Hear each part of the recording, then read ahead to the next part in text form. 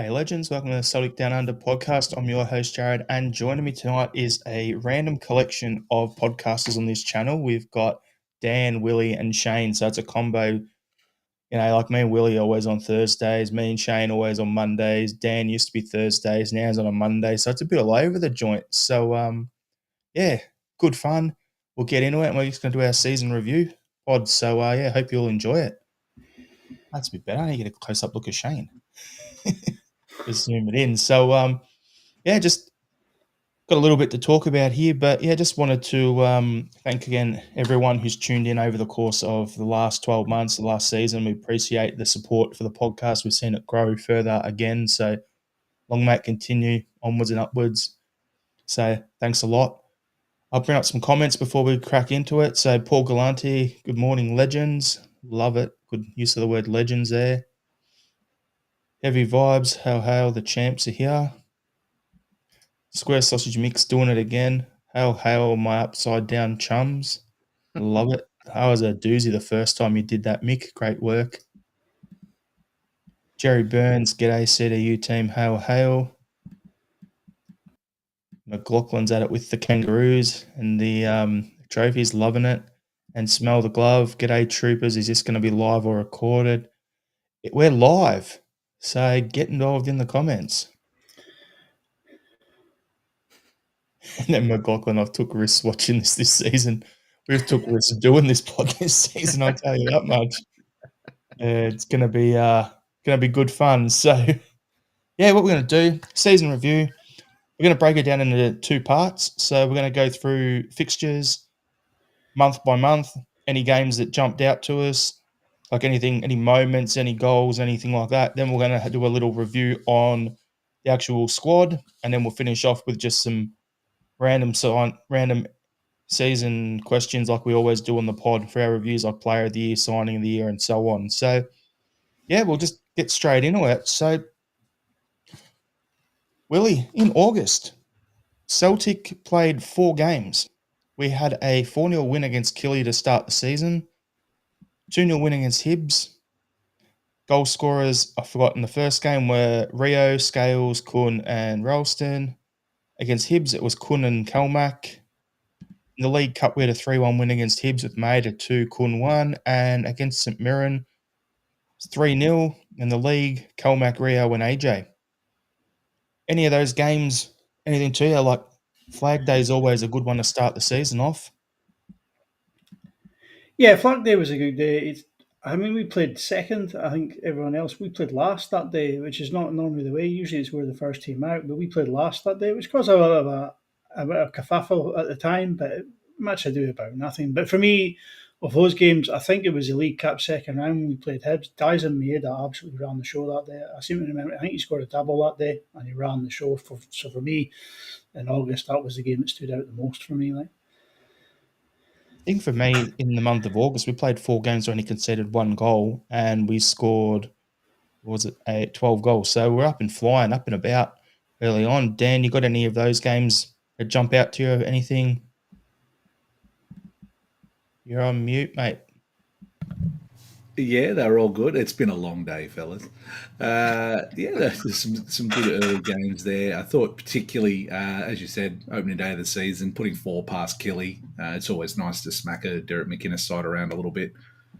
And that was enjoyable. And I'm always here for a Tony Ralston goal. So, 3 from 3 in the league, I think. 9 goals scored, none conceded. And Kuhn, McGregor and Hatate all sort of started very strongly. So it was a really nice start to the season. And Shane, in the game against Hibs, the League Cup one, you had Kuhn and Maeda scoring.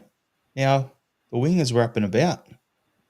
We know you love that. So I'm just trying to stir you up here. Just saying, is that a game that jumped out to you, or is this one completely in and out of your head already?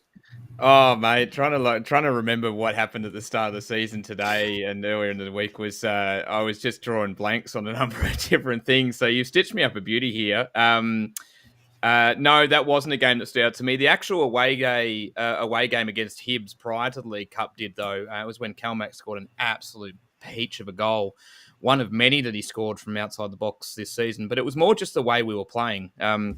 to comment pretty generally, at the start of the season, when Brendan first took over again in the second stint, we were pretty shaky. Initially, we didn't have that same style rhythm. Fast forward 12 months into the start of this season, it was clinical. We were playing beautiful football, and that first half of the year, the road, which was never really good way to go, we were tremendous. So that was the Is that just me who can't hear Shane, or is that all of us? It's all of us. Nah, it's all of us. Sound like you're talking down a cans with some strings in the middle there, Shane, halfway through. So I'll have to check my audio. Sorry, lads. and now you're normal there. Anyway, so we'll get on to the September one. So 5 games in September, a 3-0 win against the Huns in the league with Dazen, Kyogo and Kelmack scoring. A 2-0 win against Hearts with Engels and McCowan scoring. And then we had a 5-1 against Slovan Bratislava in the Champions League. To me, that was the game of the month. We're up and about there. Next after that was 5-2 against Falkirk in the League Cup with Bernardo, Ida with 2, Kun with 2. And then 6-0 against St Johnson in the league. Kyogo had 2, Bernardo, Kelmack, Maida and Ida. So up until that point, we'd only conceded 4 goals in 9 games. And we'd absolutely piled them in. And then start of October, it's like we got run into a train, but we'll get to that one. But yeah, any of those games jump out to any of you boys? We'll go to you first, Shane. Do I really want to test the audio again? How's it sounding? Good now. So on you get. Okay. All right. So clearly the Champions League game stood out, obviously in the new format. It's always exciting to be back in Europe and Europe's premier competition, and to put 5 past Slovan Bratislava was awesome. So that really was the one that stood out, and obviously, of course, the first Glasgow derby of the season, which turned out to be probably the only fruitful one, really. Willie, you got any of them you want to touch on, or any of the goals, or anything, any individual performances? No, I think the Slovan Bratislava game for me, it was the first time we really got to play somebody in our own sort of seeding group with a new format, and to go out and absolutely scalp them 5-1 was spectacular. And for me, I think I gave Rio Atati a round of applause in the pod after that. He was one of the most complete performances from a midfielder I've seen in a Celtic game in Europe in a very long time. So that's a game that stood out for me in the month. And Dan, take it home. Yeah, look, just on the Bratislava game, not much more to add, but it certainly felt like there was not relief, but sort of a little bit of a release of emotion, because we were going in expecting a good result, and quite often that can lead to a little bit of apprehension in Europe with Celtic, and we wait and see if something goes wrong, and wait and see how we managed to stuff it up. But we didn't. It was clinical. It was as you said, a masterclass from Rio Hatate, Willie. I thought we had pace. We looked really dynamic. But beyond that, we'll probably have to throw in the derby, because it's the only one this season worth talking about, really. Looking back, it's amazing, how quickly over that point, like, it was a dominant Old Firm win.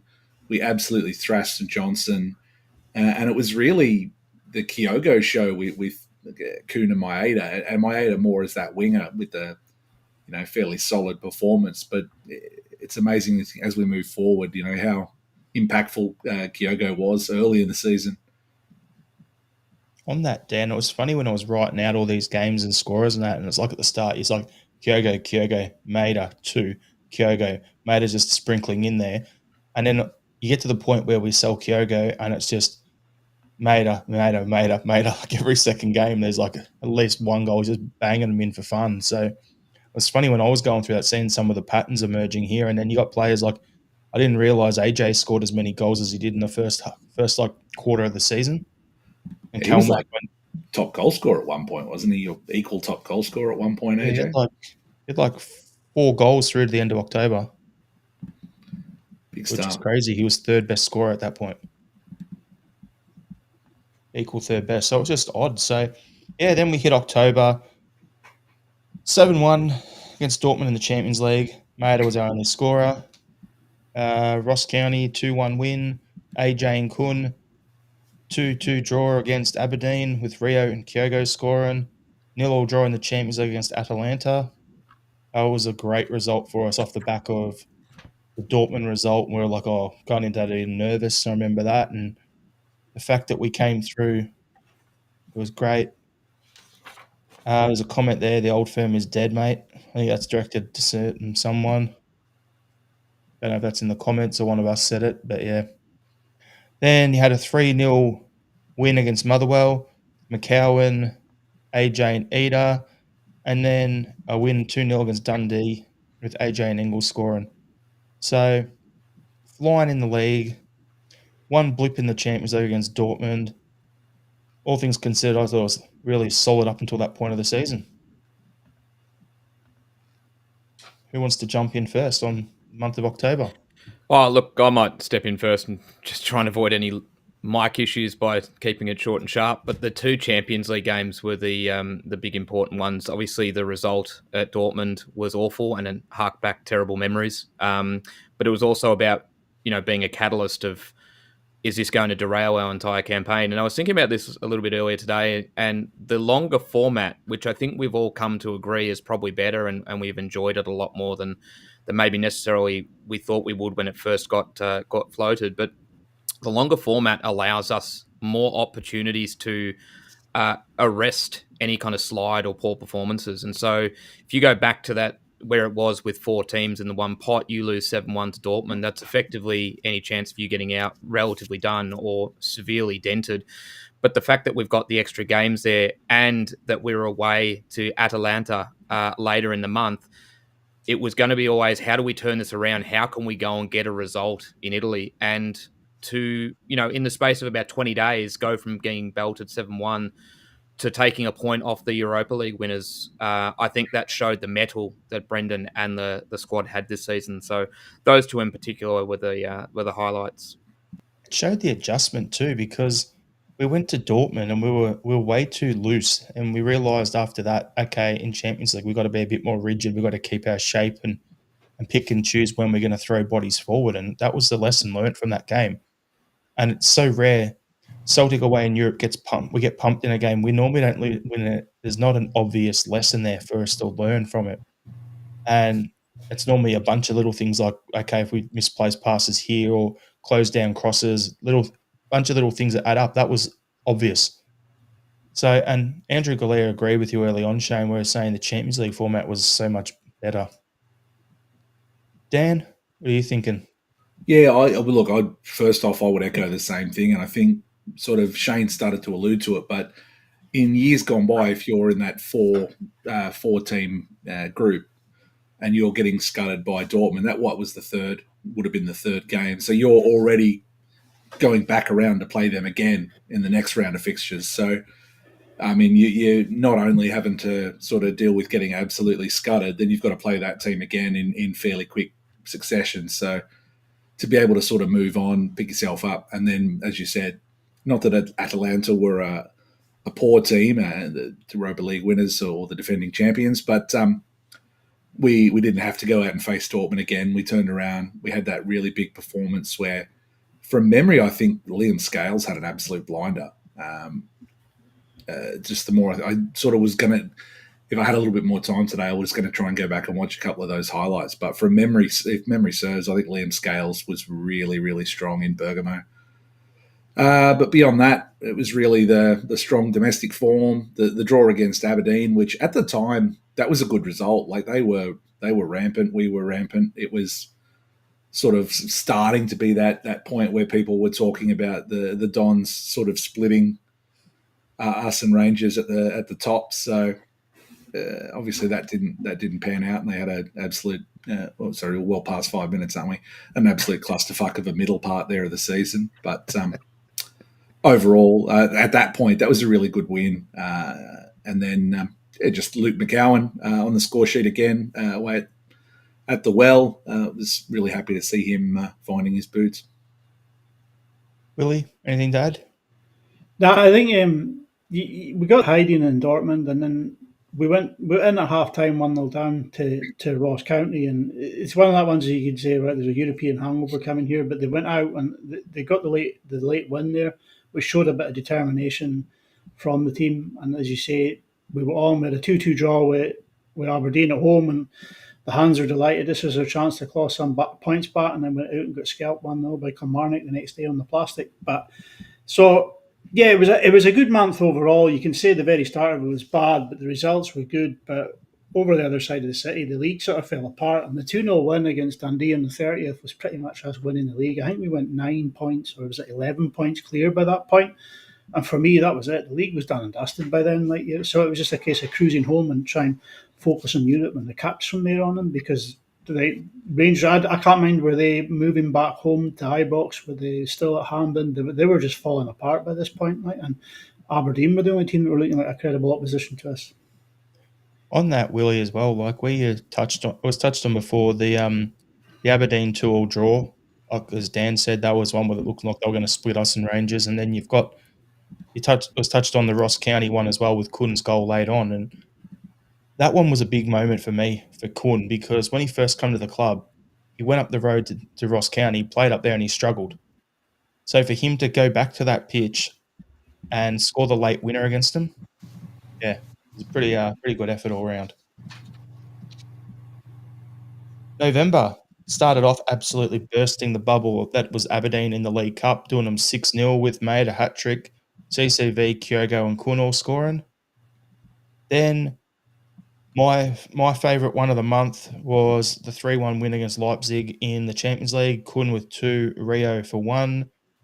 Then you had a 2-0 win against Killy with Kalmack and Kuhn scoring. Kuhn was on fire in November. We played 5 games, he scored in 4 of them. Then you had a 4-1 win against Hearts with Kyogo, Kuhn, and Ida with 2. And then you had the 1-1 draw against Club Brugge with Maeda scoring. So, and CCV's own goal. So, yeah, good fun, good month. Willie, any of those jump off the page at you? Yeah, the 6-0 semi-final win was a great performance. Aberdeen came and drew 2-2 with us at our ground, and we were all kind of thought, well, this is going to be a close game. We had a close game with them at the semi-final the season before in the Scottish Cup, and we thought, well, maybe this is an Aberdeen team here to challenge us. But we put them to the sword, and we put them to the sword before half-time. We were 3-0 up. We got another 3 in the second half. And Aberdeen, the wheels kind of came off Jimmy Tilleen bus at that point. So for me, that was a great result. But obviously, the RB Leipzig one was another one. I think that was another masterclass from Rio Tati that night as well, if I mind correctly. But it was a month. It was another relentless month from Celtic. The Club Brugge was probably the biggest disappointment. I think we could have taken more out of that game. Probably should have, but yeah. Shane?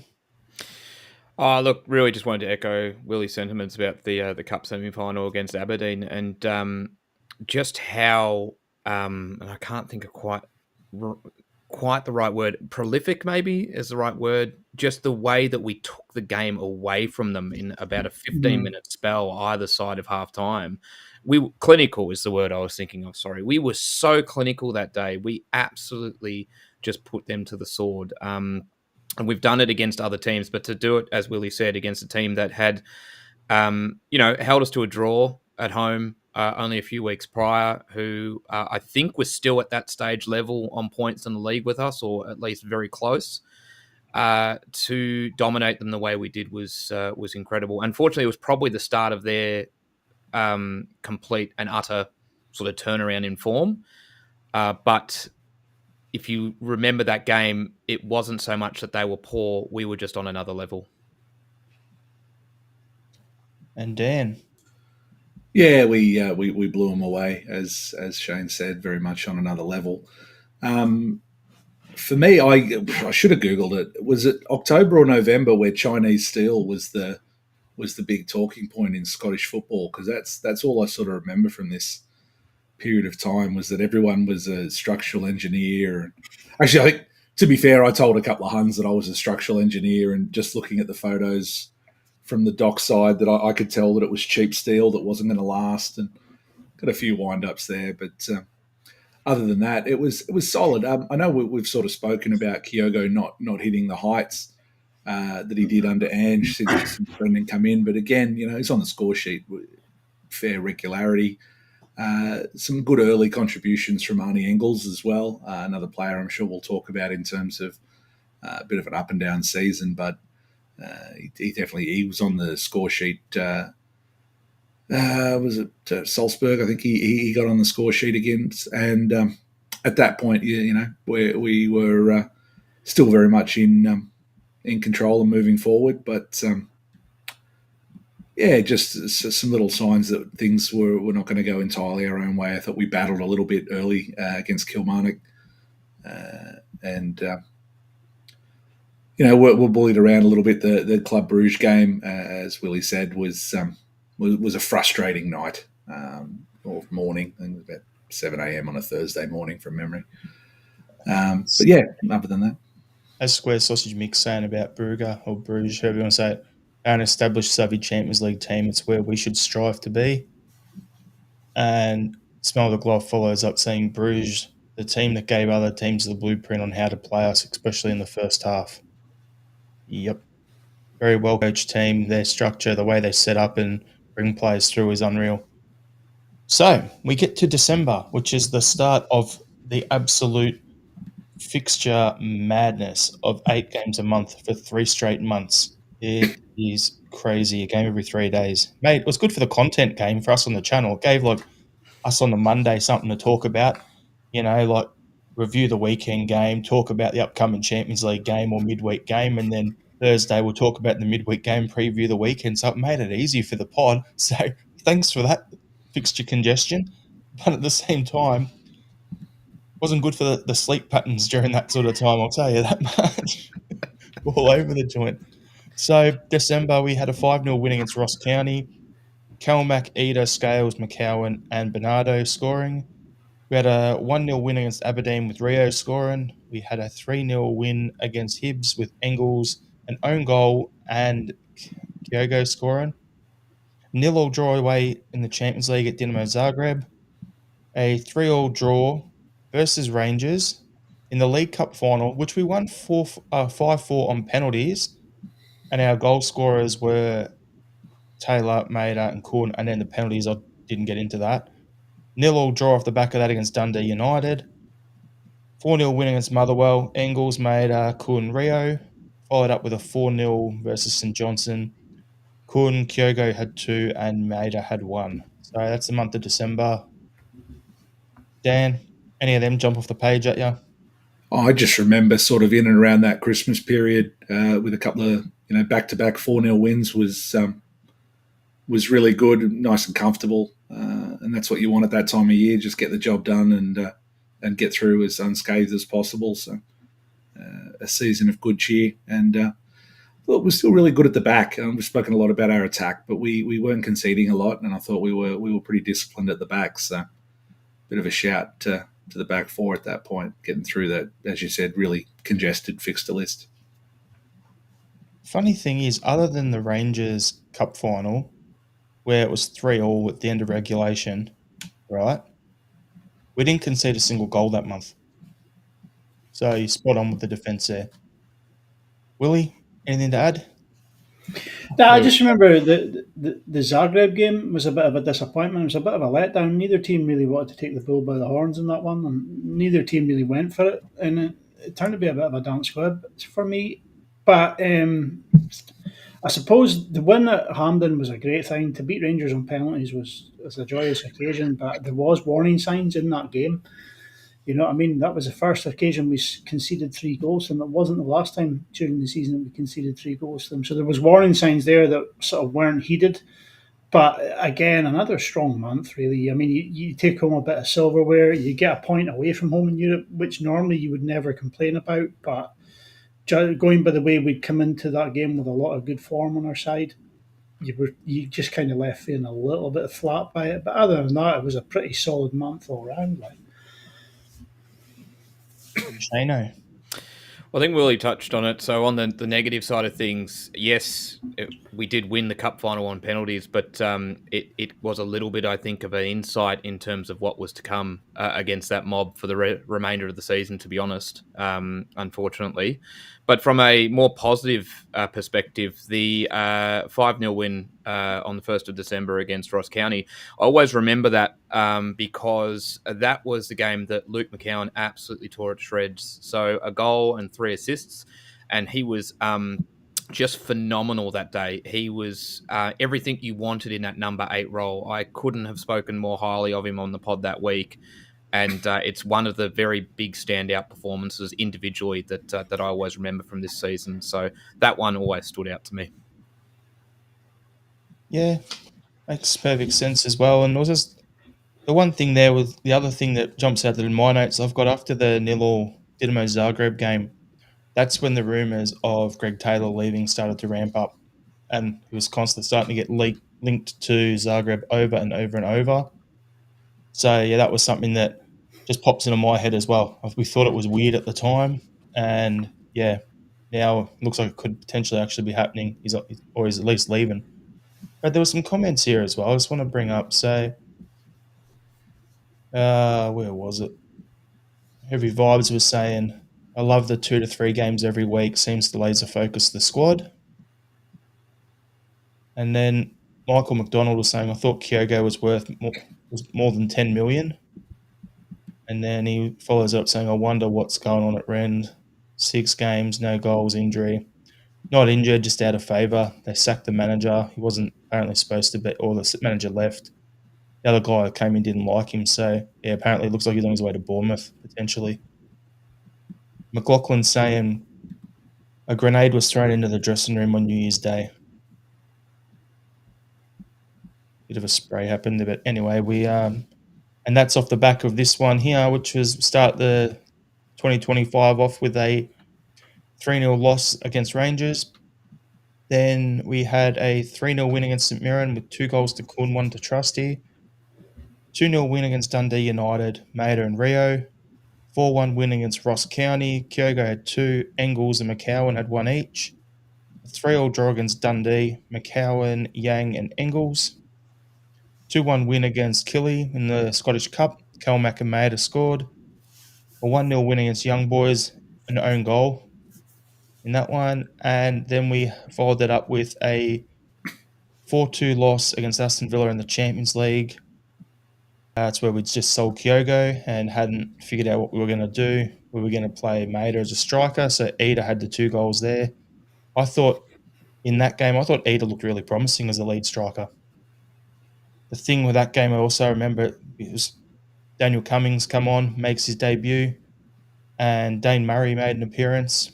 These guys hadn't even played in the league for us, let alone going away at a Champions League game. I thought that was a bit of a sign that the squad depth wasn't where it should be. But yeah, overall, we'll go to you, Shane. Any of them jump off the page at you? Well, of course, the loss in the Glasgow derby at Ibrox, unfortunately, as we were saying before, the warning signs probably weren't heeded from the League Cup final. And I just remember us being completely flat that day. And obviously we sort of poke fun at them a little bit and sometimes say it's their cup final every time they play it. So be it. We still want to come out and perform, and we didn't that day. And that was really disappointing. But outside of that, I think the Young Boys result, I just want to make sure I'm not skipping ahead. Yep, the Young Boys result was really good because that effectively guaranteed us the next phase of Champions League football, which was, I think, for all of us, what we were setting as a pass mark, and to achieve that was really important. Was it the Young Boys game where Kyogo had a hat-trick all chalked off? I think You're so. testing my memory. You're testing my memory. Yeah. So, I don't Willie, remember what I had for breakfast yesterday, to be honest. So it doesn't surprise me. Neither can So, I. Willie, any of them jump out at you? For me, the defeat to Rangers was a pretty bad one. Like, you know what I mean? The team didn't really turn up at all that day, and we just got ragdolled by them, which is never great to see. But there was nothing not riding on the game. You know what I mean? The league was already done and dusted by that point, so it was a meaningless game. But it's still a bitter one to take. They're never easy Glasgow derbies to lose, is there? But for me, yeah, the Young Boys game, getting the win against Young Boys, I think we should have put them to the sword long before that. That is the game. Kyogo scored the hat trick because he left 2 or 3 days later. He left just before the end of the window. So That was the game he had the hat trick of goals chalked off, and it was going to be his final. I think it might have been his final game actually. But yeah, it was a very unlucky own goal in the end from their captain. I think it was, and it was, but it got us the points, and it kind of secured us the knockout stage football. So. And Dan, I think it's your turn. Yeah, look, the only thing that hasn't really been touched on was nice to see a Yang goal. It's always nice to see the Yang gang get in. And that was The CDU Yang Gang is Dan. It's a lonely club. It's a lonely old club, but and we're getting shut up Dans in the comments already from Gerard. Actually, the eyebrows are an improvement, mate. Well done. It's a love-hate relationship I have with Jared. And isn't he supposed to be doing a comedy show tonight? What are you doing here? No, it's always and McCowan as well. Look, I'm a big McCowan guy just because I love seeing Scottish blokes and Celtic fans do well. So it was nice to finish the season like that, but the month like that. But beyond what it's that's just the easy. That's the easy way to take it out. You know, the true believers are the Yang Gang, and we'll stand by it.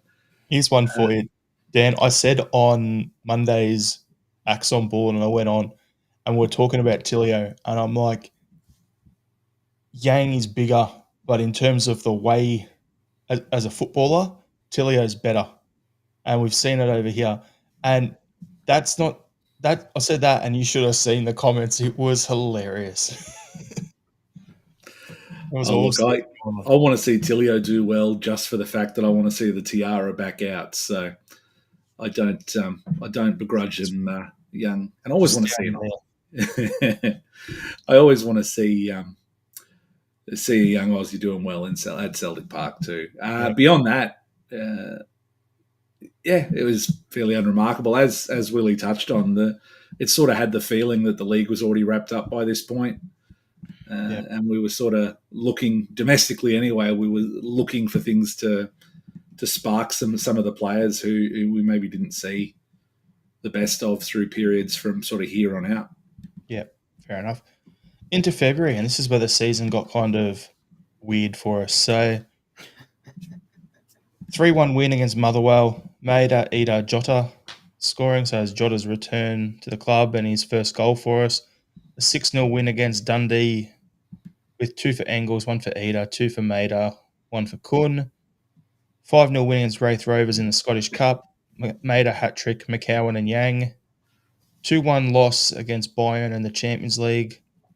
Maeda scored in there. Then we had a 3-0 win against Dundee United with Kalmak, Jota and Ida scoring.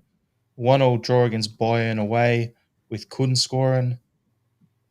Then a 2-1 loss off the back of that against Hibs with Maeda scoring. And then a 5-1 win over Aberdeen. Maeda, Jota, Kalmak, Yang. One of them scored 2. I think it must have been Maeda. I didn't write it down properly. But yeah, it was a weird month, February, because we had the highs of, we're in knockout stages. And then you lose 2-1 to Bayern. And then you go over to their place. And it was like 2 minutes to go. We were 1-0 up, and we were that close to like extra time and having a fair and crack at it. And I was flat as hell after that result for a couple of days. So I can understand what the hell happened there. I can understand why our players lost to Hibs not long after, because that would have been flat as too. Yeah, Shane, I'm trying to fix it, mate. Yeah. So it was a bit of a weird one. So what do you think, Shane, for the month there? So a couple of things to pick up on. Just having a look at the fixtures before, not realising sometimes we sort of, and we know that when we're in Europe's premier competition and we're playing European competition, there's going to be extra fixtures and so forth. But just having a look at this from earlier, I think there was one stage where we played 4 competitive games in 9 days, like in the middle of Feb. That's insane, really, when you think about it. And all credit to Brendan and the boys for trying to push through it as much as they could. And within that 4-game bracket, there were unfortunately 2 losses. I'll let you boys sort of espouse about the Champions League ones. But The 2-1 loss to Hibs, I remember that distinctly because that was when we had the goal that was initially given to Maeda, but then it was chalked off because VAR decided to intervene and say the ball was out, even though there was no conclusive evidence to indicate that. So He made it up. So I can't. The other thing I remember for the seasons is always where VAR oversteps its remit, and that was absolutely one of them. Dan, Willie, any of you guys want to jump on it? Just remember how frustrating that particular decision was, and how it certainly felt like it vindicated those of us, particularly Willie, who is you think I'm the head of the Yang Gang. Willie's the head of the Anti-Scottish Football Association Referees Union. It certainly felt like it vindicated some of the wild conspiracy theories that were being espoused by Willie at that time. I think he said at least one or two of them. Allegedly, yeah. Well, look, there was concern. Allegedly, he was asking where certain linesmen or officials were on September 11th, 2001. Like, there was a lot of questions about what was going on at that point. And it started to, I started to put the tinfoil hat on myself at that point, where the pattern of assistance, as another podcast, I think, has sort of dubbed it. It certainly seemed to be coming back into swing. But I'll tell you what, just totally, almost unrelated, what you don't want to do is open up ChatGPT and say, just give me a rundown of the results and the scores for each month, please. Because I tell you what, they've just made shit up left and right. You're reading the scores off and I'm going, nah. You said Jota scored. They've said Adam Eder scored. Who the fuck scored? I haven't got a clue. So, I did all my own other notes, but holy fuck, I thought I could trust ChatGPT to regurgitate results, but apparently not. So I've got no confidence whatsoever. It did say that we beat Aberdeen 2-0 in the League Cup final. So, I mean, at this point, I don't know what fucking universe I'm in, let alone how we actually went. But I remember being really upset about that result. So don't worry, Dan. I tried Meta AI for something the other day. I was coming up with some questions for later on, and it said Celtics manager Ange Postecoglou has just lifted the Europa League trophy with Tottenham. Hey. That's what's in one sentence. It said Celtics manager has lifted it with a different club. Yeah, anyway, it's got some right and some totally wrong. Anyway, anyone else want to jump in there before we head to March?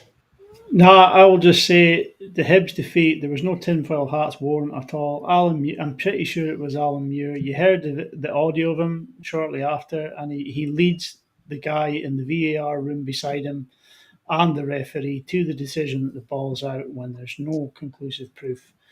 There's no conspiracy about it at all. He is an orange bastard, and I just can't be fucked with him. A lot of them. You're right. I actually heard him say, now hit tower 2. Now hit tower 2. I remember that, and that was and look, we're obviously having a little bit of fun, but in all seriousness, the video assistant referee shouldn't be doing that. They're not there to re-referee the game. They're there to provide assistance for a howling decision, and he was absolutely cheerleading. It's exactly what we don't want in VAR, in all seriousness. Was it clear and obvious? No. So, Shane, we've got Socceroos game tonight, that's why you're wearing that shirt. Arzani, Tilio, and Riley McGree all on the bench, so potential Celtic connections. There you go. So the talk is Arzani's off to Hearts. Tilio's coming back, which we'll talk about later on. And Riley McGree, who cares? We got Matt O'Reilly instead. Anyway. So we'll play a speed round here. March. 4 games.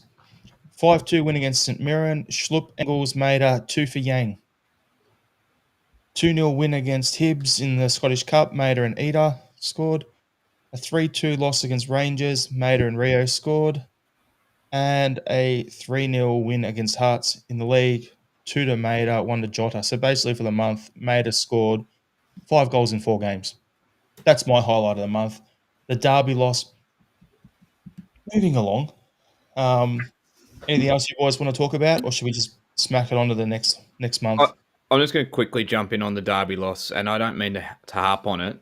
We do have to talk about the negatives, unfortunately. And what I distinctly remember from that Derby loss was just how, with no Calmac, we really lacked any kind of distinct leadership on the park. We were getting kicked left, right, and centre. And that's when Calmac would normally step into the ref's face and say, hey, get control of it, and at least show that kind of side. And we just didn't have that without him on the pitch. And it really opened up this concern for me that there might be this real dearth of leadership when he's not on the park. And it was really evident that day, unfortunately. Yeah, I'm going to just sort of say we had a really, really poor first half of that game, and we grabbed the bull by the horns after the second half started, and we got ourselves into a really good position. And instead of going for the kill, we took our foot off the gas and played for a draw. And that really disappointed me because we just allowed Hamza Yamani in to get the winner. Instead of going for the winner ourselves, we kind of sat off. Once getting back into the game, and that one really hurt. Like Andrew Gillespie saying, don't talk about that Derby. I was spewing. You and me both, mate. And Smell the Glove follows up with, thankfully, KT coming back. Pelmac's leader. Backs up Pelmac's leadership. The thing is, as I said to you, like I said on the pod as well, AJ, we say, is one of the next captains. Carter Vickers is a leader. We've got a bunch of leaders through the team. You got Bernardo, who's former Portuguese under 21 captain. So looking at it, there's no real excuse. It happened. We get on with it. Question of McLaughlin there, is Tilio or Azani playing for Australia today? They're both on the bench. April, we started that off with a 1-0 loss to St Johnson. Then we had a bunch of 5-something scores. So a 5-0 win against Killy in the league, a 5-0 win against St Johnson in the Scottish Cup, and a 5-0 win against Dundee United in the league. So Killy, Ria had 2, Maida had 1, CCV and Ralston. Against St Johnson, it was Calmac, Maida with 2, Ida and Jota, and then against Dundee United, an own goal, Kun 2, Ida 2. Anything about that? If memory serves me correctly, I think that game in Perth, if we won, we would have wrapped up the title. And I think they gave us 3 stands, and we were all ready to party. And it was a little bit of a letdown that we lost, unfortunately. But yeah, I need to go and win it in style a couple of weeks later, and absolutely in style we did. Yeah. It's one of our games we could still be playing right now and it would still be 1-0 to St Johnson. It was terrible from us. It's one of the worst performances we've seen all season. Terrible game. Obviously, Rogers put a rocket under them after that game, told them that's not what he expects, and then you see the knock-on effect. The other 3 games are all 5 goals in them, so they sort of rallied to the call there, but it was a really poor game. Dan, you got anything, Dad? You're mute again, mate. Bloody rookie mistakes there. I'm just worried that you've missed a game because I'm just looking here, and apparently on the 37th of April, we beat Dundee 2-0 with a brace from Chris Sutton. Just according to my ChatGPT list of results. So I don't know if you missed that one in your run sheet or not, but I remember that being a strong performance. Yeah.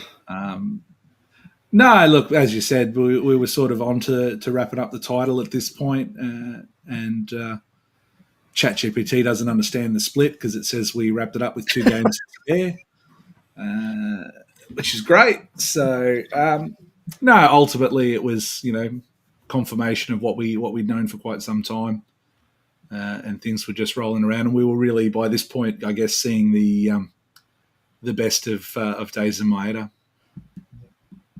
And then into May, we go with a 1-1 draw against Rangers, Ida scoring there. 3-1 win against Hibs, Kun, Ida, Rio scoring. A 5-1 win against Aberdeen, Hiroski, Yang, McCowan, Kenny and Ida scoring. A 1-1 draw against St Mirren with Jamesy getting on the sheet for the 16th straight season. Legend.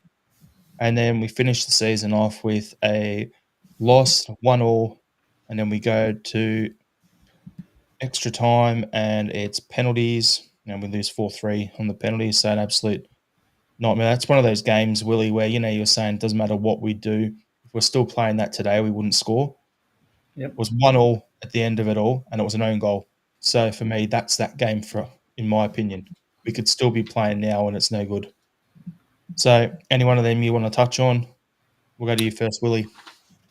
I think the 5-1 game against Aberdeen was pretty much the second string. We're all buoyant after watching the second string go out and do that to Aberdeen, because we're sitting here thinking, well, we've got these guys in the cup final, and this is what our second string's doing. Imagine what the first team's going to do. But I think it was a rather underwhelming month on the whole, to be honest with you. The 3-1 win at Hibs, Hibs were really on good form. It was a good win, but a 1-1 draw and a really poor game against Rangers. The 5-1 win for the second string against Aberdeen. But you could see that the team were all sort of settled in that there's going to be the cup final, and that was the last meaningful game they had to play in. And it just kind of showed over the whole month, like, to be honest. Shane? Well, obviously you touched on Jamesy and keeping that wonderful scoring record alive with almost literally the last kick of the season, which was incredible. It was fairy tale stuff, really. But probably Johnny Kenny scoring at Aberdeen as well in that 5-1 that Willie talked about. It might have been the second string team, but Johnny Kenny actually getting on the scoring sheet as well was really important. Someone that I know you want to see a bit more of going forward. Likewise, myself, and hopefully that kickstarts his a prolific scoring career in the green and white hoops. I hope so, Shane. But if the rumours are true and it's Danny Ings coming in to challenge for there, then I don't really know how much playing time he's going to get next season. But yeah, there's a player there, and he's a tough little bastard too. Yep. Bring it home, Dan. I'm still totally unsold on Johnny Kenny, but I'd love to see him do well. Just on that.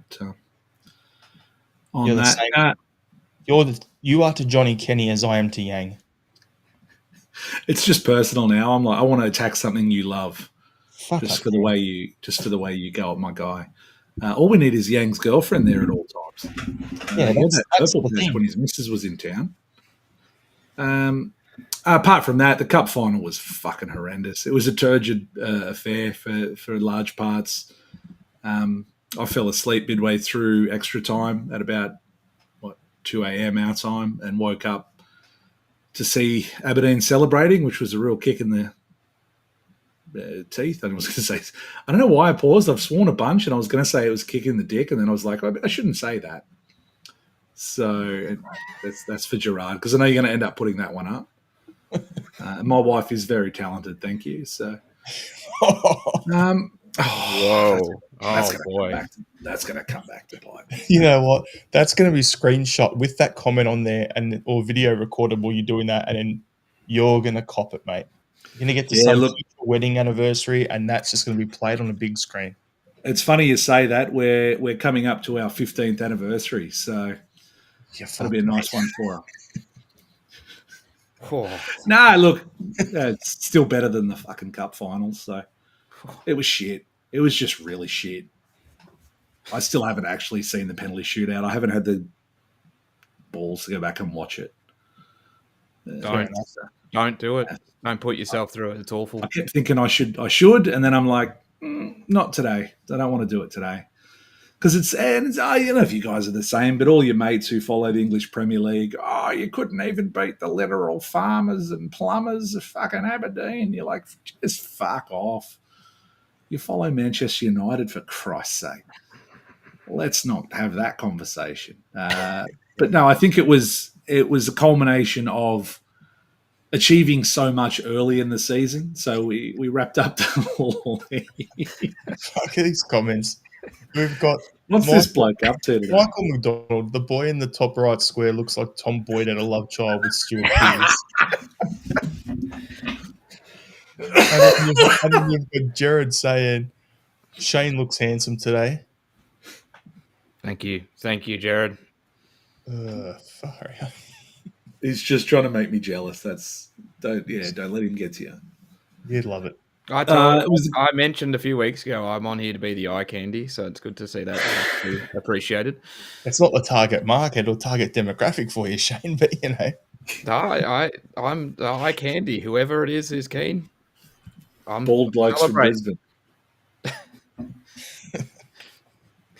Better let that Anyway. one slide, I reckon. I think we're just moving along.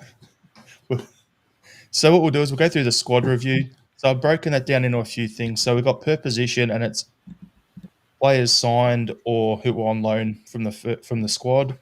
And then I've got it through to the B team. So anyone in the B team who sat on the bench for at least one game this season, I've listed them there too.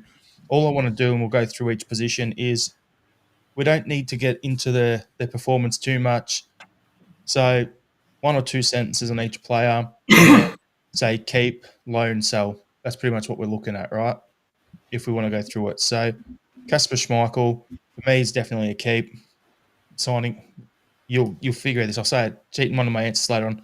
Signing of the season for us. Yeah, absolute keep for me. I think we're all a little bit nervous about how we'd replace Joe Hart's leadership and maybe not necessarily his goalkeeping prowess, because we know Casper's a great keeper, but his leadership he has in spades. Absolutely keep. Willie? Oh, definitely keep. Nice to see a goalkeeper who knows how to distribute the ball with his feet quite cleverly too. So yeah, definitely a keep for me. And Dan? You're on mute again, idiot. It's third strike. Jeez. Fuck's sake, I'm having a shocker tonight. I Is that chat GPT'd how to set up a microphone too. So Stop listening to Gerard, Dan. Don't listen to him. he's rattled me. He's in my head. Obvious keep. Error in the cup final aside, he was great, and just nice to. Every time you see him, he looks more and more like his dad. It's just uncanny. He's a good-looking bloke. That beautiful sharp jawline. So you keep him around for your modelling shots in the catalogue anyway, wouldn't you? Hey, Shane. There's a new contender for Waffler of the Year just there. So it's really dangerous having us both on one show, really, to be honest.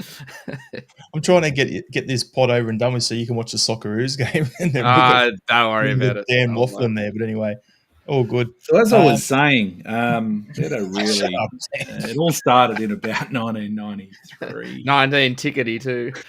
As was the style at the time.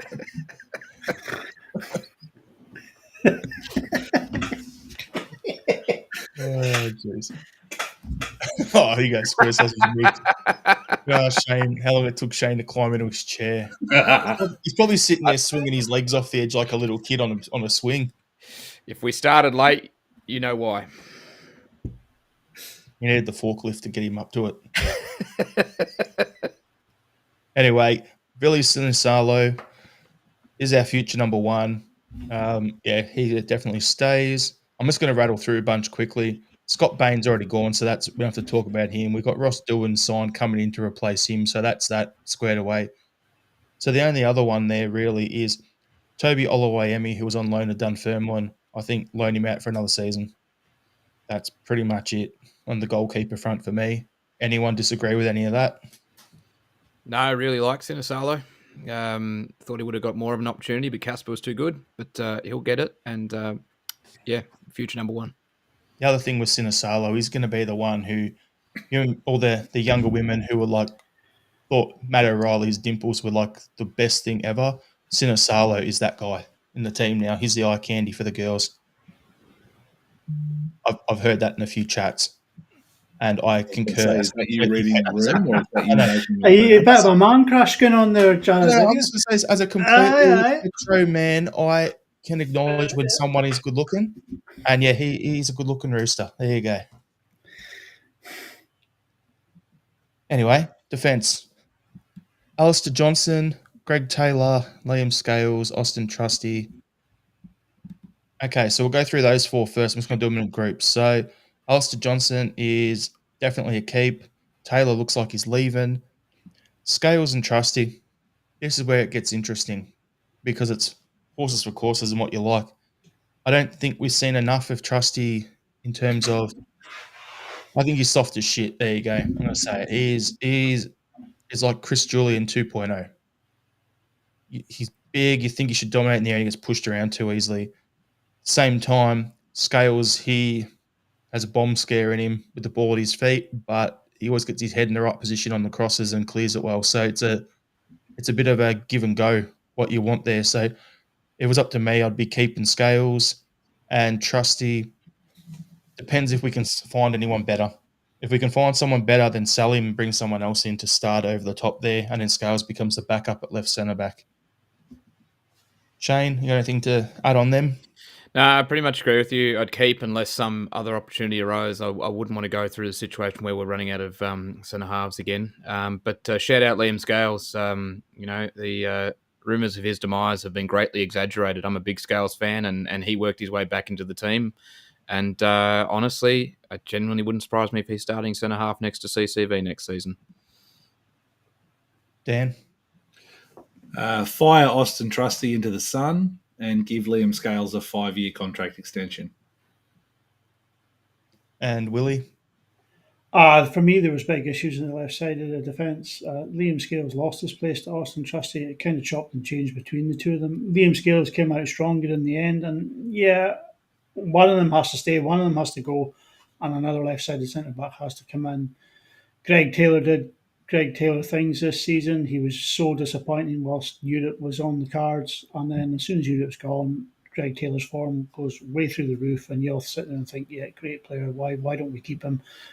And then he'll go out next season. If we do keep him, he'll play a game in Europe and he'll disappoint us again. So for me, the left side of the defence, right side was okay, no problems. AJ, Ralston, CCV, even Navrotski, I thought he did great when he came in. But for me, Liam Scales, Austin Trusty, one of them has to go, one of them has to stay. That's up to the manager now. For me, I would keep Scales still.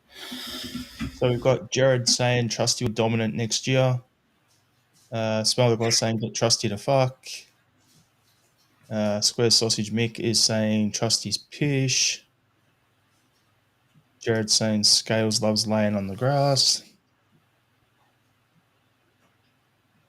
And then Roscoe is saying Scales versus Trusty, sadly Scales every day. So, yeah, it's a bit of an interesting one there. So Jeff Schlupp, he's gone, won't be back. Mike Narosky, Cameron Carter-Vickers, Anthony Ralston. So I'd be keeping... I like it. This is what ideally, I want a new left centre back coming in to start. Scales is his backup. Keep Carter-Vickers on the right. Have Narosky as his backup. I'm happy with that. And then Dane Murray as if you string centre back. That's how I feel that rotation should be, and I'll be happy with that. So Narosky, I've already said we'd be keeping. Carter-Vickers keeping. The Bricky, I'd be keeping as well. Dan? Yeah, pretty much the same. Shano? Yeah, I'd try and keep them all. Narocki, I'm a little bit worried about. I think he'll want some first-team football, but if we can keep them, I would. Come on, Willie. You already rattled off these ones, so we'll skip over you on that. Just said them in your last batch. The guys who are on loan. So Gustav Lagerbelka was on loan at FC 20. Stephen Welsh did fuck all first half of the season, then signed with Mechelen in the second half of the year. Matt Anderson was on loan at our partner club, Admira Wacker, over in Austria. Lenny Agbear loaned to Air United, and Adam Montgomery was at Queen's Park. So the way I look at it is only one of them I would keep would be Anderson. Every other one of them can be sold. And the reason I include Welsh in that is because he's at that age where he needs to play regular football. Anderson should be, realistically, we're going to have Tierney. Then we have, if we bring in someone else to challenge Tierney or back him up at left back, great. If not, let's have Tierney their mentor in the next batch coming through, which is Anderson and Mitch Frame, who I was going to talk about later on. I'd be happy with that. Probably not for Champions League games, if need be, having to play Anderson there, but, sink or swim. There we go. Roscoe saying Anderson's leaving, contract is up. Was not aware of that. I thought we had a club option. Anyway, anyone got any thoughts on any of them you want to add? Just agreement, really. I probably didn't watch enough Admira Wacker games this year, to be honest. We'll get ChatGPT to sum it up for you. Yeah, they did, but I'm starting to question the efficacy of ChatGPT here. Just I like the fact, Dan, that it's not great, because it means that the we're not going to have that iRobot movie or the robots raising up to take us over and enslave us anytime soon. So we're good. That, or we'll be enslaved by the dumbest fucking AI of all time. It'll be like Idiocracy, but Yeah, there's a good shout out. there we go. Great. So midfield: Luke McCowan, Arnie Engels, Paolo Bernardo, Rio Hatate. We'll go through that match first. So for me, Arnie Engels is a keep, Bernardo's a keep. Hatate, I would like to keep, but I think he may have come to the end of his tether at the club in that he may be wanting a move. He's been at 3.5 years. But if he wants to stay, I'll keep him. Luke McCowan, good domestically. Don't know if he's good enough long term. Shane, anything you want to say there? Oh, absolutely agree wholeheartedly on pretty much all of them, and especially Hatate. I'd love to keep Hatate. I don't think our midfield clicks without him when he's on. I'm a little bit worried about Bernardo. I think his second half to the season, granted he had a few injury concerns, just a little bit worried about him and Engels being in midfield together. I think we need a bit more dynamism, and so Bernardo is the one that I'd look at and go, is he going to get squeezed out for opportunity or not? So, yeah, everything else I really agree with, though. Willie? I would keep McCowan, Engels, McGregor, McCardle, Bonner, but I'd take offers for the rest, I'm afraid. I think Paolo Bernardo is moving into the Mark Crosas territory for me now. He's a tidy player. He comes on. He doesn't really let you down. He doesn't really do anything spectacular. He doesn't really give up possession either. Like, he doesn't lose. You know, I mean, he's just too comfortable. He's just too safe.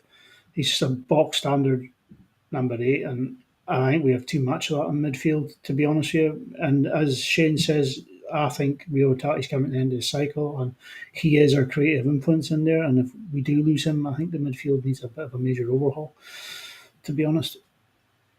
And Dan, you got anything to add? Look, fairly similar to you guys. I'm very close to putting Paolo Bernardo in the get to F category. Just he flatters to deceive a little bit for me.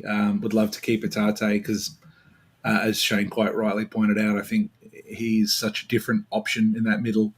And when he's on and he's ticking, he's amazing. But beyond that, nothing special. Yeah, and then we've got Callum McGregor is obviously captain, leader, legend, club icon. Do his job, stay, do what you want. Then we've got the guys who are on loan. So Chung Kyu Kwon loaned to Hibs. Get rid. Ben Summers was on loan at Admira Wacker as well. Here's one along with Anderson and, like Jared's saying, McCardle, which we'll talk about in a moment, needs to be signed and out on loan to Falkirk. And then Roscoe's like we insight. Anderson was really pissed last season, had chances to go on loan to the English Championship. Celtic said no. Then we sent him to Austria and fucked up his and Ben's visa, which meant they couldn't play much of the season. So, yeah, he's one that I'd look at and go, Ben Summers, I'd want him loan in Scotland, probably at a Falkirk as well, or some sort of club like that, which is, he's going to get regular game in our country. And then the last one there, Odin Home. I still think there's a player there, but will he break through? Brendan's the gaffer? No. So he'll probably get sold. Any other thoughts there, boys? Not much to say. I wonder whether I like Odin Tiago Home just because he's got such a great footballer's name. I've seen nothing else to suggest that he's got something there, but Odin Tiago Home just sounds like he would be fucking really good. So I like him because his beard's like 4 different colours. If you have a look at it, it's like blonde, there's like brown, there's black in there. It's ridiculous. As someone who can't grow a beard, I have beard envy looking at that. And then as the forwards, we've got Jota, is definitely a keep. We've got Ida, Kun, and Yang. I'll lump those 3 together. For me, Yang can go. Apparently, the talk is he wants to go on loan to Portsmouth. That's why I'm saying he can go. Kun, he needs to learn that he can't just always cut back onto his left foot. The way he was, it looks like he potentially wants away. And then Adamita, I'd be keeping, get a full preseason under him. He's going to be an absolute beast for us next year. Willie, what's your thoughts? Yeah, keep Jota, keep Maeda. I mean, we have to keep Maeda at all costs. The guy is dynamite, like, and he's pivotal to the way we play our football. So for me, keeping Dyson Maeda is probably the the big thing to do on I our didn't forward even line. get to Mater, did I? No, Was Willie's I- just having his own show up in the top corner Yeah. there. He's been rattled ever since he got called Stuart Pearce's love child, to be honest. oh, listen, that's not the first time I've heard that. Like, that's come up a few I times. fucking bet it's not. When I went away at work in England, it would come up. Right, you a young Stuart Pearce? I'm like, oh, cheers. Like, I bet you heard it at Christmas when you fucking went round to Stuart Pearce's house. if you listen to all the stories, I went round and fixed the iron. The Brian bias Clough of sent him round and that. Like. the bias of Tom Boyd and the appearance of Stuart Pearce. The funny thing is, Stuart Pearce is a qualified electrician too. Oh, hang on a sec. Wait a It's in minute. Yeah, so Ida, Kun, Yang. Okay, Johnny Kenny, I'll go there. I want to put him on loan in Scotland. Dazen Maeda is definitely a keep. There you go, Willie. Now we just talk about them all. Sorry about that. Like, I just jumped the gun there with your Dies and Maeda chat. Like, I mean, you probably had a whole sub segment for Dies and Maeda, and I've just Doesn't matter. Doesn't matter. Sorry, I've just got my list here, and I was looking at them. Nah, we keep Jamesy Forrest around. Yang can go. I would listen to offers and Kuhn. I think his head's gone. I don't think he enjoys it in Scotland, and I think he's chucked it.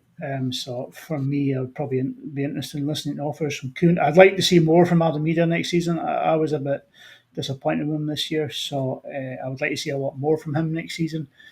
And yeah, Johnny Kenny, stick him out on loan, and that would be it, isn't it? Jota, I get him back, get him fit, bolster it. Add as many more to that positions of the pitch as we can, because we didn't do it in January and it ended up costing us. Dan? Yeah, I would agree pretty much exactly word for word with what Willie said, to be honest there, which worries me. But yeah. That he's Stuart Pearce's love child? Or Well, that too. I don't think any of us are going to debate that at this point, are we? I think we've locked that in. Yeah, and Shane, you got anything? No. I've been too thrown by the Stuart Pearce chat. All right. So, last ones I wanted to talk about, I was going to say there's Jamesy Forrest. Obviously, we're keeping him. Marco Tilio, Lewis Palmer. Tilio, yep. Bring him in, give him a preseason. And then if he's going to go on loan, put him out in Europe. Palmer. Where's me mate Robert Gibson in the comments? He's a wanker and he can go. There you go. And then the B team guys, we've touched on a bunch of them already. The defenders, guys who hit the bench for us at certain points. Mitchell Frame at left back, I'd be keeping him. Dane Murray, I said he's our fifth option at centre back. Ben McPherson and Mitchell Robinson, they both took the bench. Got no idea about either of them, so probably put them on loan. Send those two to Admira Wacker next year, or down to our feeder club with the new thing. They're talking about Queen's Park doing that. Send him there. Midfield, Bonner and McArdle definitely need to break through. Give them an opportunity, whether that's at us. If they're not going to break in here, play them to Falkirk or whatever and get them to develop nicely. And then as forwards, Daniel Cummings is already gone. He signed with West Ham. And Joey Dawson sat on our bench one time way early in the season. Yeah. Is his contract expired? I don't know. So that's pretty much the squad roundup. So what we'll do to end off, we've got 9 questions. And get involved in the comments section as well. So the first question is, who is your player of the season for Celtic? Shane? It's got to be Dyson Maeda. Willie? Full agreement. Dyson Maeda all day long. Dan? Joey Dawson. Fuck yeah. Is that him from Dawson's Creek? Like, That's the one. He's a little ginger fella from memory, so no, it stays in by a mile, right? Yeah, and it's definitely Dazen for me as well. Signing of the season, I've already said it was Casper for me. Shane? Can't go past Casper. He was tremendous. Dan? Austin Trusty. What a bargain. Who let this guy in? Wow. And Willie? I don't think there's much choice there. I mean, Engels did okay in the first half of the season. He tailed off a bit, but yeah, Casper Schmeichel. Most improved player this season. Ooh. It's going to sound weird. It's going to sound so odd. It's Dazen Yep. because you've got Dazen, the winger that we've seen, and Liam's been telling us for years how good he is as a striker, and we see him at Japan at striker. I'm like, yeah, okay, he could do that for us. But to see him actually jump into that spot and do it and go to the levels he got to, it's definitely Dazen for me. That's genuinely hard to argue, mate, and probably I'd lean that way. I reckon you could make an argument from Liam Scales, genuinely, because of some of the matches he's had this season. I know that might not go down well in the comments, but I agree. Dyson went to another level, and that is improvement. So spot on. McLaughlin had my second option, which was up until January. It was Kun. Yeah, I would have said the exact same thing. He was Yeah. an absolute runaway, but he was also a runaway for best player in the squad, and then Then he went off a cliff. into shit. So Dan, what are you thinking? Most improved? yeah, I was really stumped, and I was sort of going through a few names, but your case for Dyson is too strong. I can't argue with that. Sometimes it makes sense. And Willie? Yeah, I mean, Kuhn for the first 6 months was absolutely unstoppable, but Dyson Mieda out on the left was just doing just as well. He was getting the same amount of assists and goals, and then you moved Dyson in the centre, and it just seemed to click for him in there. So yeah, definitely Dyson. Like. Unsung hero of the season. Who would you give that to? Oh, it's got to be Scales. Hey. That's the hat trick. That's who I was giving it to as well. It was Scales as well. Copped a lot of shit, copped a lot of pelters, but yeah, did well. Willie? Cameron Carter-Vickers. It's just solid, dependable, reliable. He's always there for you, like, you know what I mean?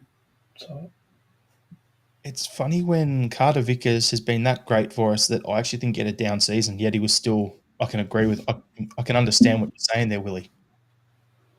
But Roscoe makes a good one too. Greg Taylor brought two folks in to replace him and he still ended up as the main man.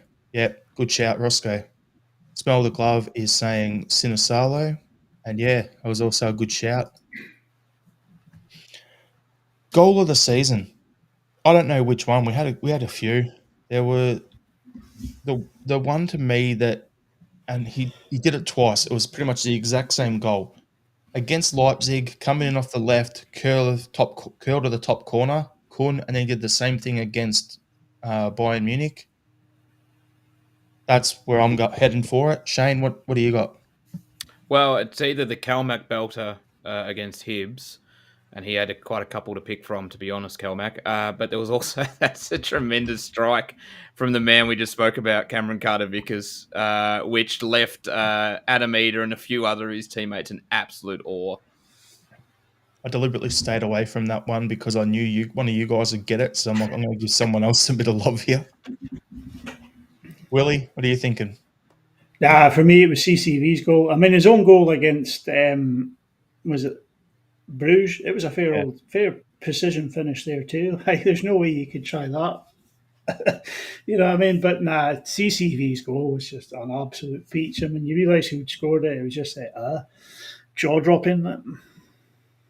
Some good ones here. So Roscoe saying CCV in his own words is shank. The Smell the Glove has got a good point here too, which is goal of the season, the boy from Queen's Park at Ibrox. It's got to be up there. That took a while to dawn on me. I was wondering what the hesitation was. Best moment of the season. We'll go to you first, Dan. Best moment of the season. The James Forrest goal. That's exactly what I was going to say. Roscoe. By then we were kind of done and dusted, but it was a nice little fairy tale moment to finish the season. Willie? The 3-1 win against Leipzig. I mean, for me, the game against Slovan Bratislava was important because we were out there and marked our territory. This is us. We're here. We're going to do this. But to take apart a Bundesliga side, quite comprehensively was chef's kiss for that one. I was going to go with the Leipzig game too, damn it. So I'll go something different. When we wrapped up the title at Tannadice, which we've done quite a little bit, and just to do it in style was a tremendous sort of exclamation mark on what had been a pretty damn good season. Question number 7. If sold this summer, which player in our squad will bring in the most cash? This is what I call the Peter Lorwell question. So I'm thinking it would be either Dyson or Rio, one of those two. Dyson for me. He's in tremendous form. He would command the biggest fee. So yeah, Dyson. Willie?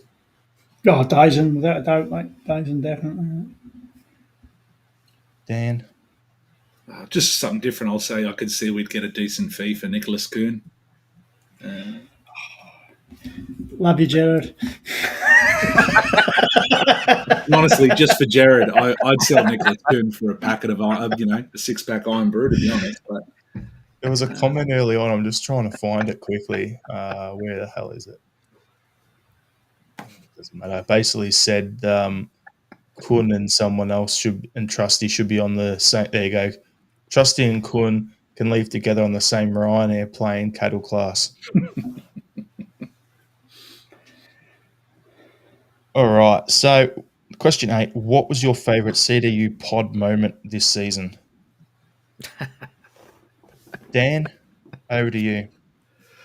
Well, we sort of talked about it, and Shane Smith suggested he might take it, but I've got to sit with it as well because I had so much fun.